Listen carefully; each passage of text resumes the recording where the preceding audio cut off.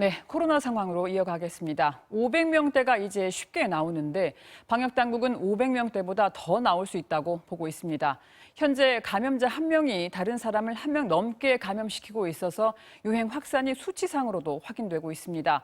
시민들이 할 수 있는 건 방역수칙 준수뿐인데 출입자 명부 작성, 또 마스크 착용 잘 되는지 현장 점검에서 여전히 아쉬움이 있었습니다. 정진욱 기자가 취재했습니다.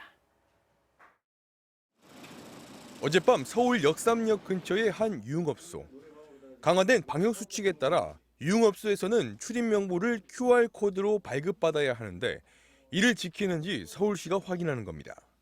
모든 그 손님들이 오고 들어오고 하는 사항에 대해서는 QR코드로 기록을 다 하셔야 되는 거예요. 그동안 한 걸 좀 잠깐 볼 수 있을까요?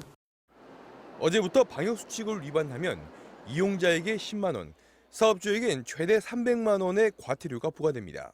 다중이용시설에선 방문자 전원이 출입 명부를 작성해야 하고 업주는 유증상자의 출입을 제한해야 합니다. 일주일간의 계도 기간을 거쳤지만 현장에서는 혼란이 잇따랐습니다. 일행 중 한 명만 출입 명부를 쓰면 되는 걸로 아는 경우도 많았고 업주는 손님이 코로나19 증상이 있는지를 확인해야 하지만 이런 사실 자체를 모르는 경우가 많았습니다. 각자해야 돼. 열 체크나 이런 거는 따로 안 하세요? 네, 서울시 때나. 방역당국이 강화된 방역수칙을 적용하고 과태료까지 부과하는 건 확진자 증가세가 가팔라지고 있기 때문입니다. 어젯밤 9시 기준 코로나19 신규 확진자는 총 430명으로 전날 같은 시간에 집계된 415명보다 15명이 더 많았습니다. 이에 따라 오늘 코로나19 신규 확진자는 473명을 기록한 어제보다 더 증가한 400명대 후반에서 500명대 초반까지 늘어날 가능성이 높아졌습니다.